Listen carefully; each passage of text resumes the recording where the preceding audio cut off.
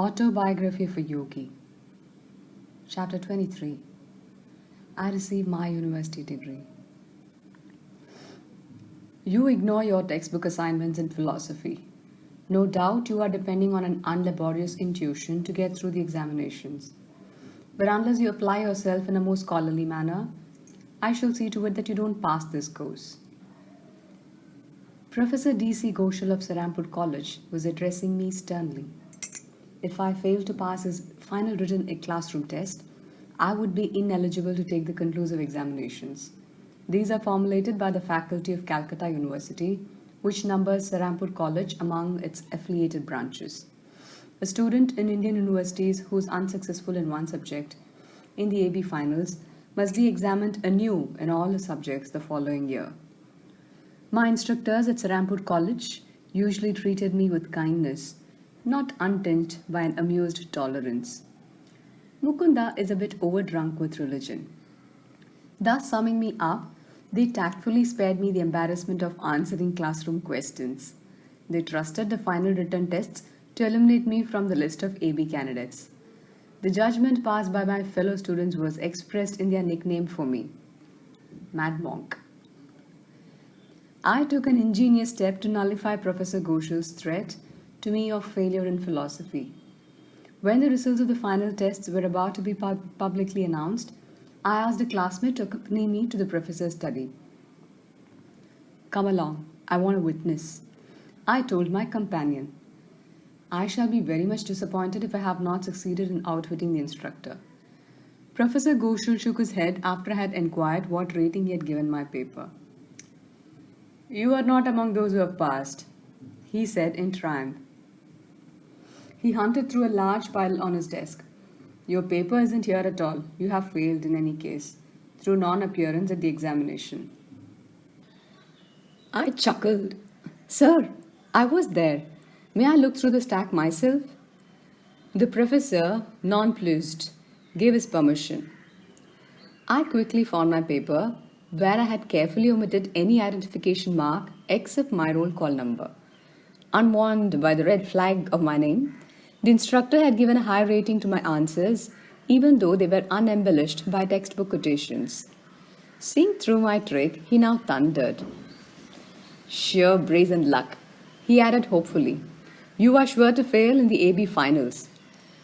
For the tests in my other subjects, I received some coaching, particularly from my dear friend, cousin Prabhas Chandra Ghose, son of my uncle Sarada.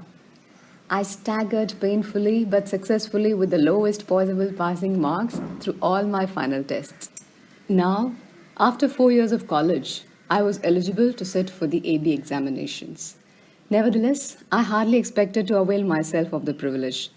The Serampur College finals were child's play compared to the stiff ones which would be set by Calcutta University for the AB degree. My almost daily visits to Sri Yukteswar had left me little time to enter the college halls. There it was my presence rather than my absence that brought forth ejaculations of amazement from my classmates. My customary routine was to set out on my bicycle about 9:30 in the morning. In one hand, I would carry an offering from my guru, a few flowers from the garden of my Panthi boarding house. Greeting me affably, master would invite me to lunch. I invariably accepted with alacrity, glad to banish the thought of college for the day. After hours with Sri Yukteswar, listening to his incomparable flow of wisdom or helping with ashram duties, I would reluctantly depart around midnight for the Panthi. Occasionally, I stayed all night with my guru, so happily engrossed in his conversation that I scarcely noticed when darkness changed into dawn. One night, about 11 o'clock, as I was putting on my shoes in preparation for the ride to the boarding house, master questioned me gravely. "When do your AB examinations start?" "5 days hence, sir." "I hope you are in readiness for them." Transfixed with alarm, I held one shoe in the air. "Sir," I protested, "you know how my days have been passed with you rather than with the professors. How can I enact a farce by appearing for those difficult finals?" Sri Yukteswar's eyes were turned piercingly on mine.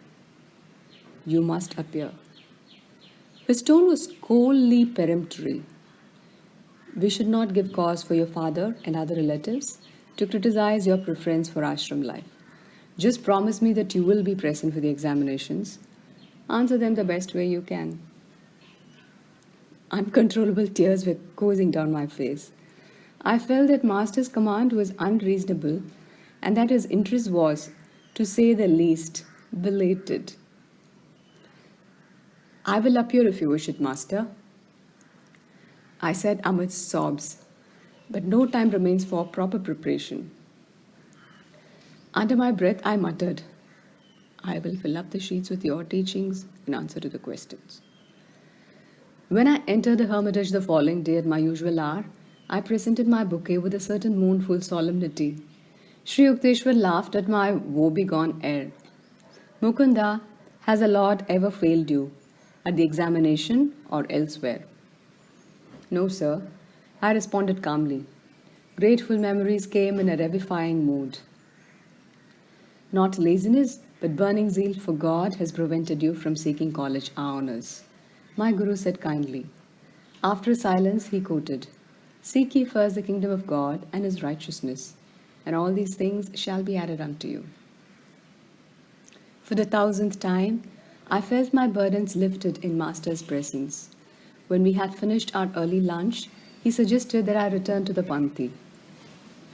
Does your friend Romesh Chandra Dutt still live in your boarding house? Yes, sir. Get in touch with him. The Lord will inspire him to help you with the examinations. Very well, sir.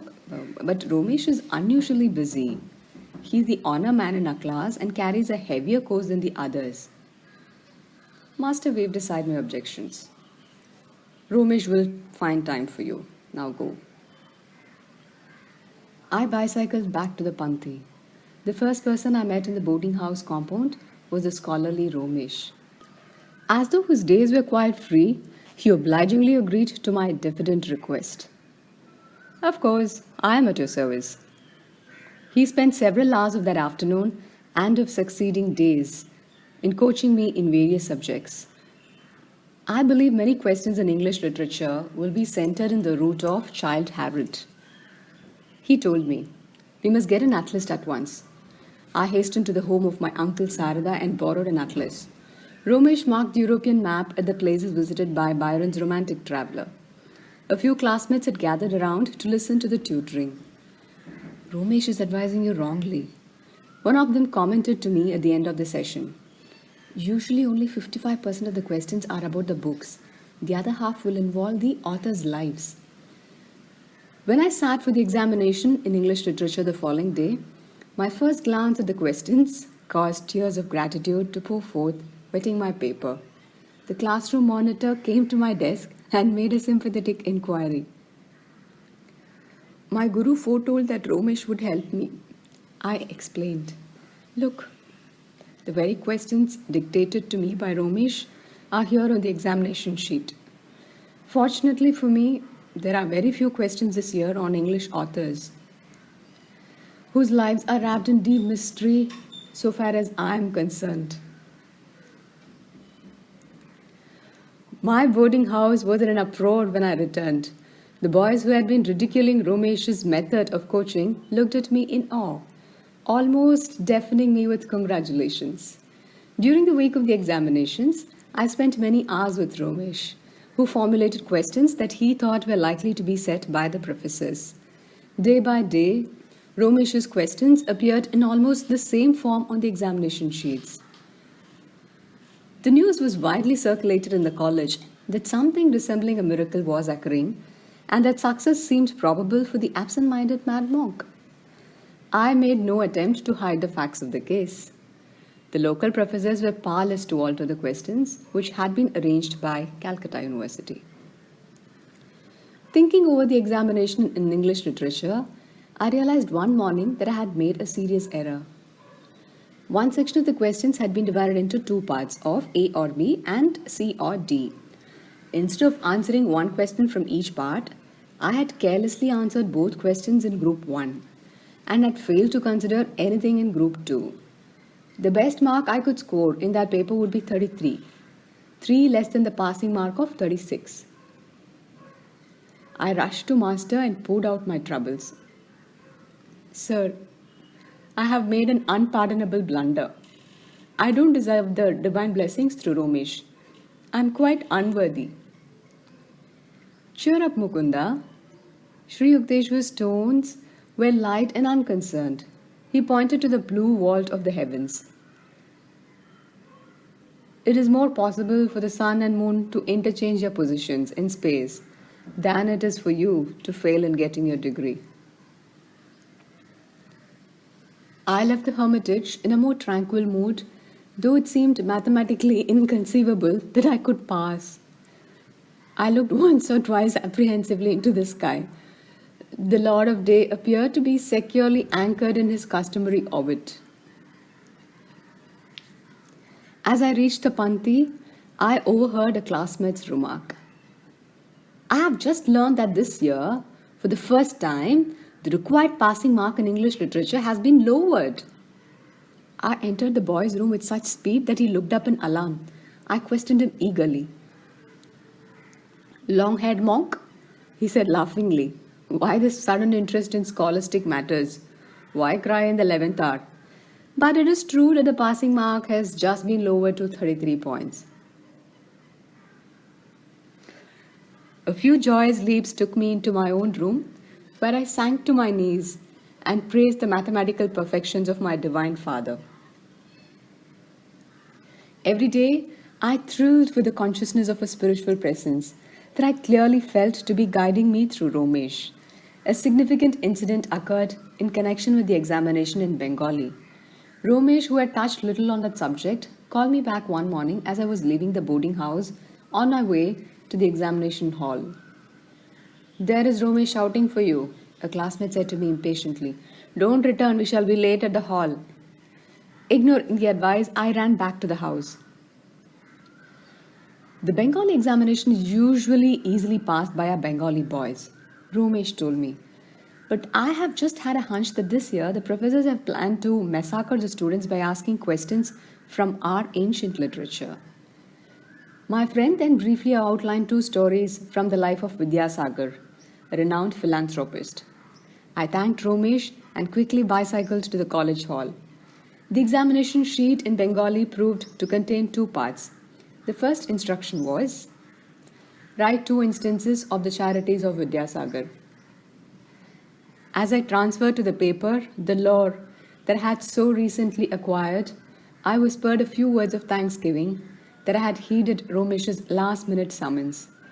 Had I been ignorant of Vidyasagar's benefactions to mankind, including ultimately myself, I could not have passed the Bengali examination. Failing in one subject, I would have been forced to stand examination anew in all the subjects the following year. Such a prospect was understandably aberrant. The second instruction on the sheet read, write an essay in Bengali on the life of the man who has most inspired you. Gentle reader, I need not inform you what man I chose for my theme. As I covered page after page with praise of my Guru, I smiled to realize that my muttered prediction was coming true. I will fill up the sheets with your teachings. I had not felt inclined to question Romesh about my course in philosophy. Trusting my long training under Sri Yukteswar, I safely disregarded the textbook explanations. The highest mark given to any of my papers was the one in philosophy. My score in all other subjects was just barely within the passing mark. It is a pleasure to record that my unselfish friend Romesh received his own degree cum laude. Father was wreathed in smiles at my graduation. I hardly thought you would pass, Mukunda, he confessed. You spent so much time with your Guru. Master had indeed correctly detected the unspoken criticism of my father. For years, I had been uncertain that I would ever see the day when an AB would follow my name. I seldom use the title without reflecting that it was a divine gift, conferred on me for reasons somewhat obscure. Occasionally, I hear college men remark that very little of their cram knowledge remained with them after graduation. That admission consoles me a bit for my undoubted academic deficiencies. On the day I received my degree from Calcutta University, I knelt at my guru's feet and thanked him for all the blessings flowing from his life into mine. Get up, Mukunda, he said indulgently. The Lord simply found it more convenient to make you a graduate than to rearrange the sun and moon.